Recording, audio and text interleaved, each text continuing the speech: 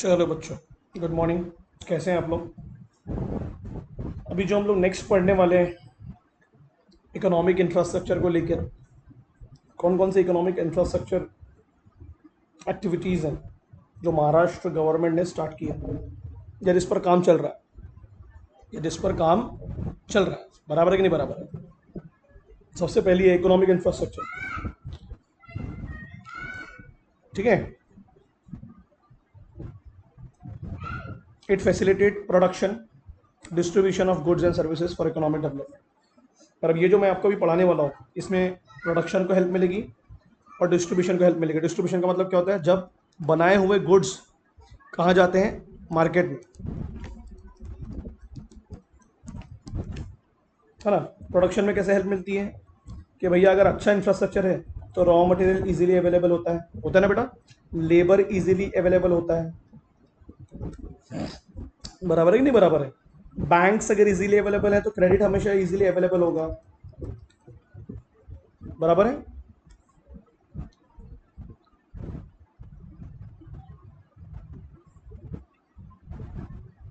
इसके अंदर कुछ मेजर्स, कदम उठाए गए महाराष्ट्र गवर्नमेंट के द्वारा फॉर इकोनॉमिक इंफ्रास्ट्रक्चर, तो हम लोग पढ़ने वाले हैं, बराबर है? सही बोल रहा हूँ मैं? स्टार्ट करें। Increasing installed capacity of electricity generation, मतलब अगर आपको ज़्यादा से ज़्यादा बिजली चाहिए जो इंडस्ट्री के लिए बहुत ज़्यादा ज़रूरी है, तो उसके लिए आपको प्लांट लगेंगे।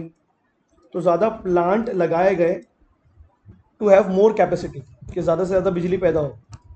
ठीक है। वो अलग बात है कि चंद्रपुर जैसी जगह जो विदर्भ की साइड में, वहाँ के पुराने प्लांट बंद हो रहे हैं। अब ये सब मुंबई साइड के लिए हो रहा है, पुणे साइड के लिए हो रहा है। गांव देहात में इलेक्ट्रिफिकेशन किया गया कि जिससे वहाँ पर इंडस्ट्रियल डेवलपमेंट को बढ़ावा मिले। खंबे लगाना इलेक्ट्रिफिकेशन नहीं होता है। कम्युनिकेशन बढ़ाया गया, 3G 4G एंड प्रोग्राम्स चलाए गए for energy conservation. What is, कौन सी एनर्जी की बात कर रहे हैं हम लोग? रिन्यूएबल, बराबर है कि नहीं? इरिन्यूएबल जो खत्म हो जाएगी थोड़े दिन में, है ना। क्लियर है कि नहीं क्लियर है? ऐसी एनर्जी जो थोड़े दिन में खत्म हो जाएगी।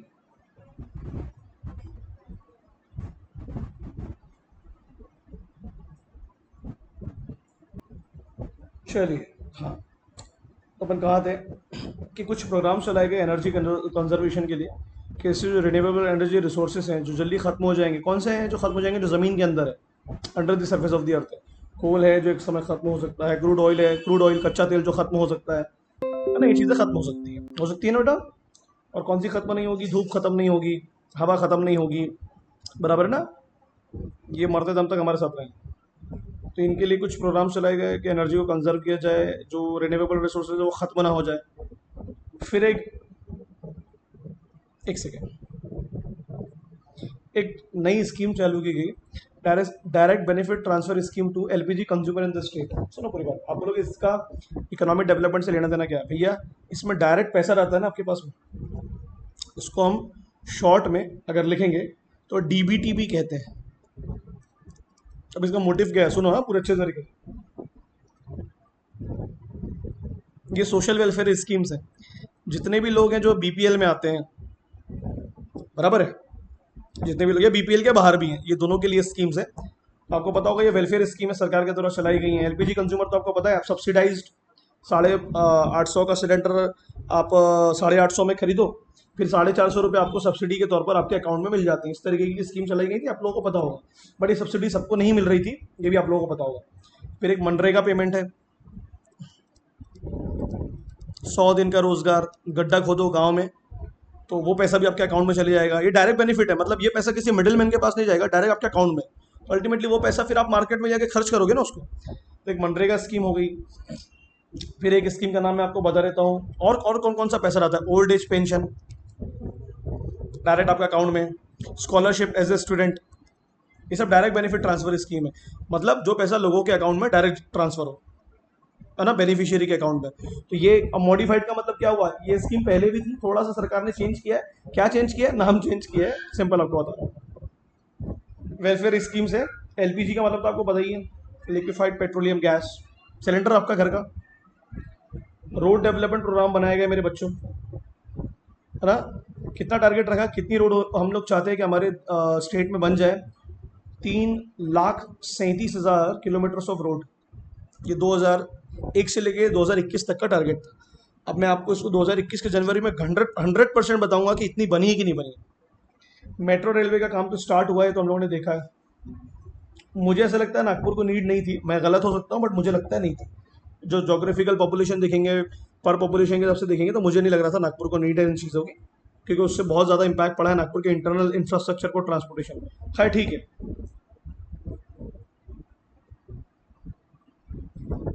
Maharashtra port development policy for creating integrated development of ports. What is integrated? जोड़ना, जोड़ना। अब समुद्र के थ्रू तो जुड़े हुए हो, जुड़ेंगे, जो समुद्र से ही अटैच होते हैं ना पोर्ट्स। अब आप अगर मैप देखोगे महाराष्ट्र का,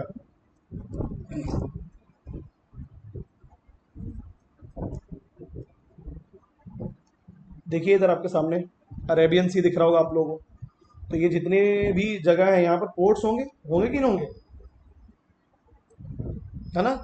तब ये ऑलरेडी जुड़े तो हुए हैं, काय से? सी से तो जुड़े हुए हैं।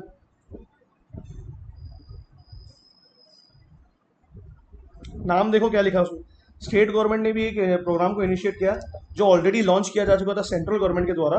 इट इज सागर मला प्रोजेक्ट। माला, व्हाट इज सागर? समुंदर। माला मतलब जो एक एक मोती से हम जोड़ते हैं, तो यहाँ पर मोती हो गए पोर्ट्स, सागर के थ्रू हम लोगों ने स्टार्ट किया कि भाई इसको जोड़ा जाए, है ना? एक्चुअली मालूम क्या, ये जो भारत सरकार है ना, इन्होंने ये प्रोग्राम लाया था इसके लिए। ये जैसे आप इंडिया का पार्ट देखोगे, बहुत गंदा डायग्राम बनाता हूँ मैं, बट प्लीज़ फॉरगिव मी। ये जो पोर्शन है समुद्र के पार्ट वाला, ये यहाँ से लेके यहाँ तक का, इसके लिए बनाया था सरकार ने कि माला की तरह इस पूरे जो भी समुद्र में जुड़े हुए पोर्ट्स हैं, है ना, उनको जोड़ा जाए। बट किसके थ्रू जोड़ा जाए, कैसे इंटीग्रेट किया जाए, ये भी तो पता होना चाहिए आपको। पहले तो उन्होंने पहला टारगेट रखा कि जितने भी समुद्र गाह हैं, बंदरगाह हैं, उनको मॉडर्नाइज करना है हमको। मतलब वहाँ पर जो माल रखा जाता है, उसके लिए सही वेयर हाउस, सही तरीका माल को अनलोड करने के लिए शिप से, है ना? तो बेसिकली फॉर लॉजिस्टिक, कि माल वहाँ ख़राब ना हो, टूटे ना। बराबर है। और कहाँ से आ रहा है वो गुड्स? कुछ गुड्स एक्सपोर्ट होता है तो उसके लिए भी हमको वहाँ रखना पड़ता है, और कुछ गुड्स इंपोर्ट होता है तो दोनों के लिए एग्जिम प्रोसेस। ठीक है। देश के अंदर भी तो होता है ना, from one state to another समुद्र के थ्रू माल जाता है, तो वो भी एक इंपॉर्टेंट है। तो अपन कर क्या रहे हैं इसमें, पहले ये तो मुझे बताओ, आपको पता होना चाहिए ना बेसिकली। हम उन पोर्ट्स के थ्रू बीच में, एक सेकेंड, उन पोर्ट्स के बीच में हम लोग रोड भी बना रहे हैं कि समुद्र के थ्रू तो कनेक्टेड भी होंगे, बट रोड कनेक्टिविटी भी। ठीक है। तो मतलब एक कम्युनिटी को अगर देखें महाराष्ट्र की, तो जैसे ये महाराष्ट्र का अगर मैप हो गया, समझा रहा हूँ मैं आपको। तो ये वाला जो पोर्शन है ना, ये सब पोर्ट को कम्युनिकेट किया जाए थ्रू सागर भी, मतलब थ्रू ओशियन भी, थ्रू सी भी, और दूसरा रोड्स भी बनाए जाएं कि इजीली वो कनेक्टेड हो, जैसे एक जगह से दूसरी जगह कर लिया जाए।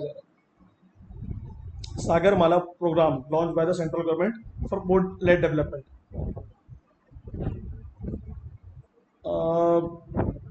एक चीज और बता देता हूँ मैं आपको कि सागर माला में ना 6 न्यू पोर्ट्स बनाने का एक प्लान किया गया था सरकार के द्वारा। 6 न्यू पोर्ट्स, और तो कितनी स्टेट्स को कवर किया गया था इसमें? 5 कोस्टल स्टेट्स जो समुद्र से अटैच रहेंगे किनारे, प्लस कितने पोर्ट्स बनाने का था? 6 न्यू पोर्ट्स। इसका मेन टारगेट ये था।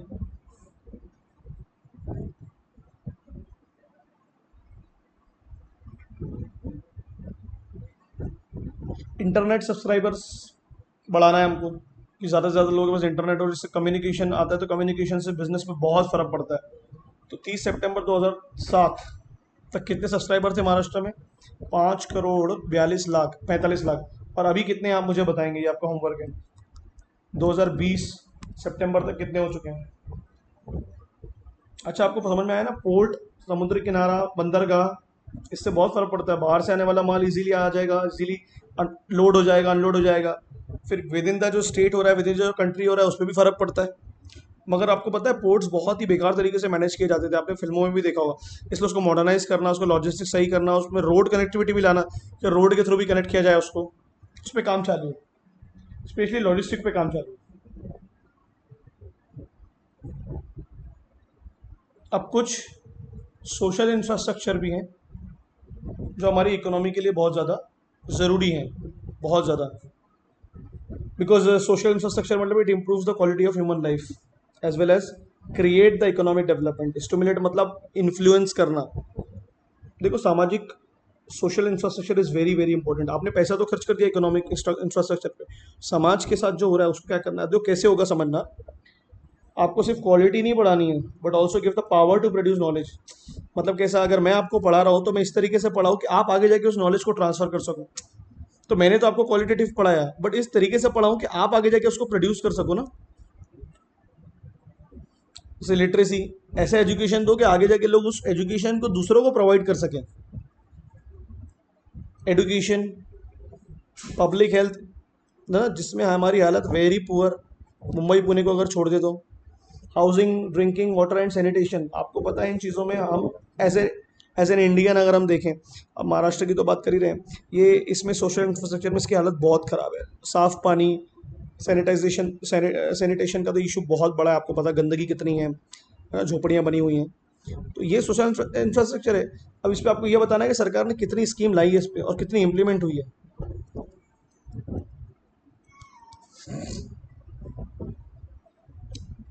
है ना। तो you are improving the quality of people by providing you the literacy program, the education, जैसे right to education, right to compulsory free education up to the age of 14। 14 साल तक आपको भारत सरकार, है ना, फ्री एजुकेशन प्रोवाइड करेगी सरकारी स्कूलों में, सरकारी स्कूलों में है। जिससे देखो एजुकेशन को लेके भी आ गया उसमें कि ये सामाजिक डेवलपमेंट है ना भाई, इकोनॉमिक थोड़ी ना है। समाज को फ्री में भी एजुकेशन देना होगा ना आपको। दो प्रकार के एजुकेशन होंगे, एक फ्री के थ्रू भी होता है, एक इकोनॉमिक भी होता है। अब दिक्कत ये है कि जो हमारा प्राइमरी एजुकेशन है सरकार की तरफ से वो फ्री है बट उसकी क्वालिटी थोड़ी सी अच्छी नहीं है, और जो प्राइवेट एजुकेशन है वो इकोनॉमिकल है बट उसकी क्वालिटी ठीक ठाक है, अच्छी है।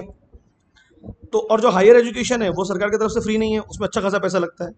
तो क्वालिटी जहाँ इंप्रूव होनी चाहिए थी सरकार ने प्राइमरी एजुकेशन में क्वालिटी। अल्टीमेटली बच्चा आईआईटी करने के लिए सोचेगा, सीए बनने के लिए सोचेगा, तो उसका स्कूल लेवल तो अच्छा होना चाहिए ना। वहाँ हमारे यहाँ पर बहुत गड़बड़ है, जो आप लोग देखते भी हैं। आपको याद करना बहुत सिखाया जाता है ना। अगर मैं आपको पढ़ा रहा हूँ, जैसे मैं 63% 10th में स्कोर किया था, तो मैं इसका मतलब मैंने तो बहुत ही बेवकूफ़ और गधा आपके हिसाब से, क्योंकि आप लोग क्या तो मिनिमम 70 होता है आज की तारीख में। बट ऐसा नहीं है। इट्स अबाउट कि मैंने क्या सीखा, मेरे अंदर क्या क्वालिटीज थी जो बाद में उभर के सामने आई। It forms the backbone of socio economic development. Yes, किसी भी कंट्री का अगर आप एजुकेशन स्ट्रांग करेंगे, स्पेशली मैं किसकी बात कर रहा हूँ सुनना, प्राइमरी एजुकेशन, स्कूलिंग। क्योंकि नर्सरी एजुकेशन के नाम पे तो आजकल आतंक मचा हुआ है, इतना पैसा लूट रहे हैं, है ना। 40,000 दे रहे हैं हम उस बच्चे को जिसको अपनी धोना नहीं आता है। तो इस तरीके की चीज़ें हैं, ठीक है। Education is significant aspect of human resources. अगर आपको ह्यूमन रिसोर्स को बेहतर तरीके से डेवलप करना है तो डेफिनेटली आपको एजुकेशन देना पड़ेगा उसको। Education is not about only किताबी पढ़ाई, उसको समाज के बारे में अच्छी बुरी चीज़ें सिखानी पड़ेंगी, ठीक है।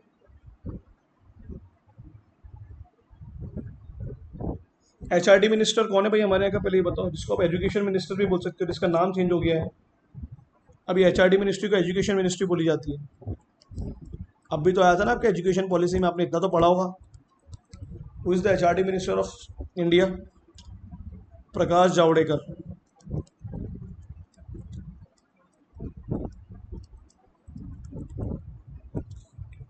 उसको एचआरडी मिनिस्ट्री भी हम कहते हैं। मेरे ख्याल से शायद प्रीवियस थे, अभी चेंज हो गए हैं। हाँ ओके ओके ओके, वो इंडस्ट्रियल ब्रॉडकास्ट है प्रकाश जावड़ेकर। अभी मेरे ख्याल से उत्तराखंड के एक सीएम रहे पुराने, वो शायद मेरे ख्याल से रमेश पोखरियाल, हाँ। ये अभी मेरे ख्याल से हमारे एचआरडी मिनिस्टर है, मतलब एजुकेशन मिनिस्टर। इसका नाम अभी एजुकेशन मिनिस्ट्री हो चुका है, एचआरडी से चेंज कर दिया गया।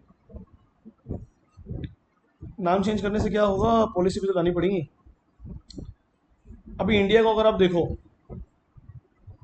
इतना यंग पॉपुलेशन है तो इतना डिविडेंड मिल सकता है हमको, इतना रिटर्न मिल सकता है यंग पॉपुलेशन से, मिलता नहीं है।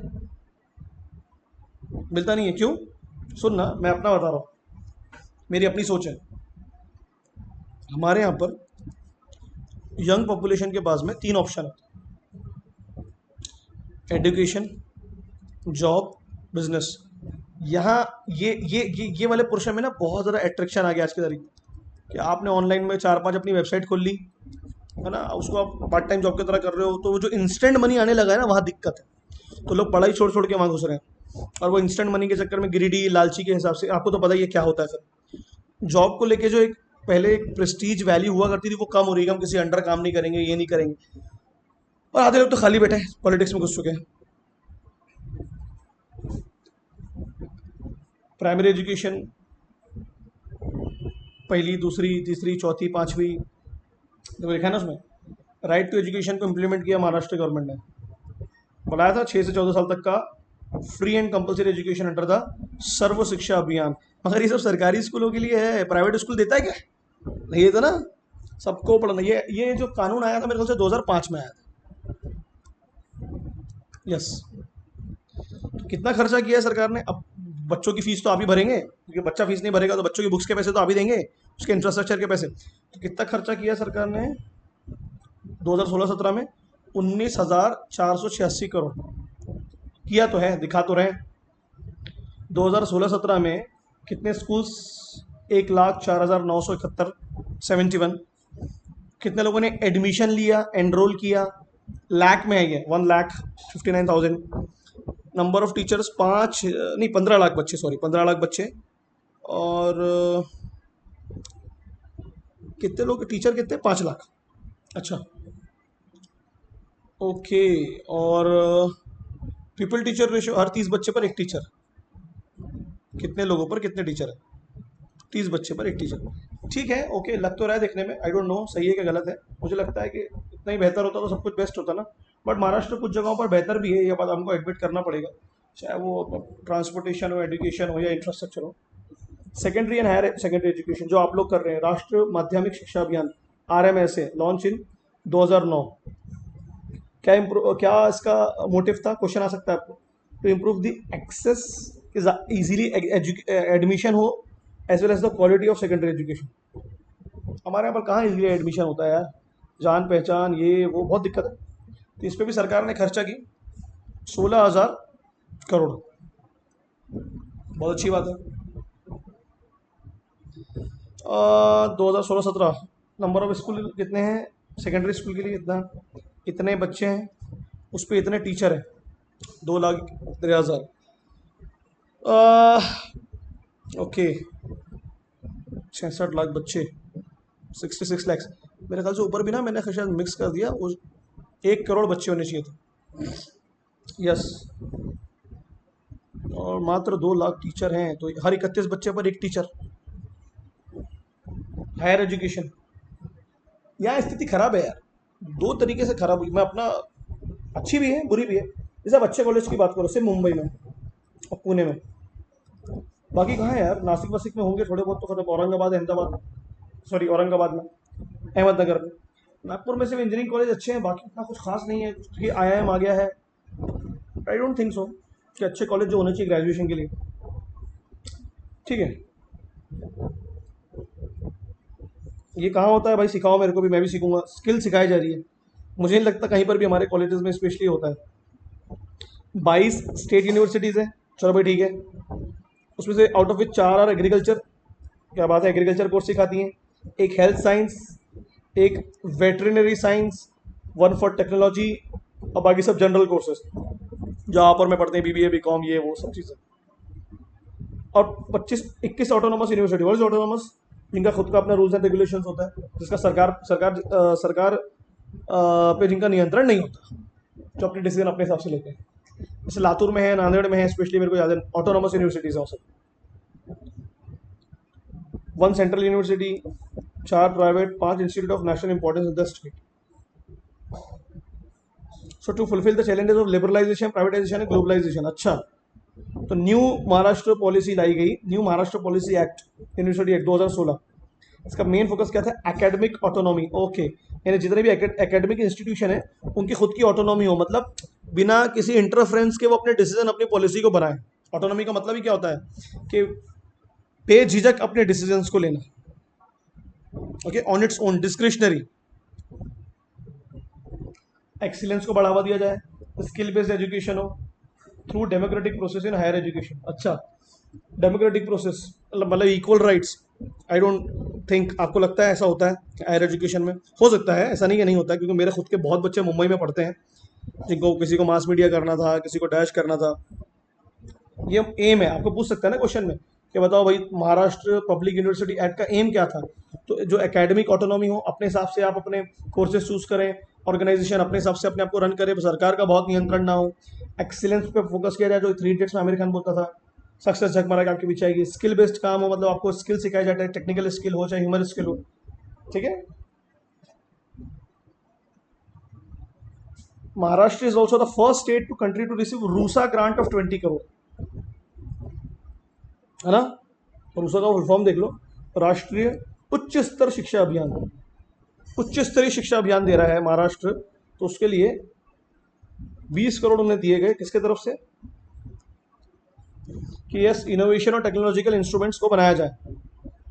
ये एक स्कीम है जो भारत सरकार ने लॉन्च की थी 2013 में। तो देखिए, महाराष्ट्र पहला स्टेट है, मतलब हम इनोवेशन को बढ़ावा तो दे रहे हैं लॉजिकली अगर देखें तो, ठीक है। समझ में आया? इतना तो समझ में आया होगा आपको आज।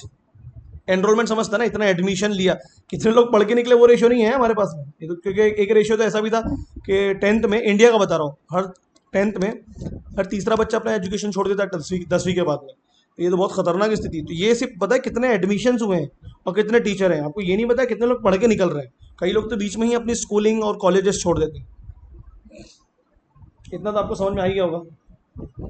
इसको ना इस तरीके से पढ़ना है, जो आज का लेक्चर है, कि कौन सी पॉलिसी का क्या मोटिव था, वो लिख के रखो अपनी कॉपी में अलग से, बस, है ना। कौन कौन सी पॉलिसीज लाई गई, उनके क्या मोटिव थे, बस इतना इतना लिख के रखना। और बाकी जो मेजर्स थे वो तो अपन ने पढ़ ही लिए, ठीक है।